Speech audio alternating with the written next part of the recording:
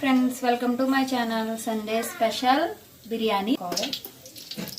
నెయ్యి వేసిన తర్వాత ఇందులో జీడిపప్పు వేసుకొని పక్కన పెట్టుకోవాలి. అల్లా వేయాలి,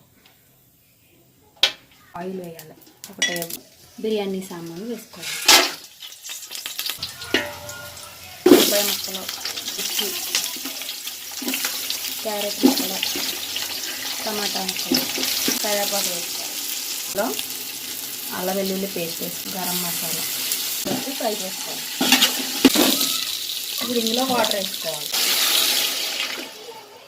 ఇందులో పసుపు వేసుకోవాలి, ఉప్పు వేసుకోవాలి. ఇప్పుడు మరుగుతుంది కదా, ఇందులో కడిగిన రైస్ వేసుకోవాలి. ఇందులో టేస్టింగ్ సాల్ట్ వేసుకోవాలి. మీరుతో గార్నిష్ చేసుకోవాలి.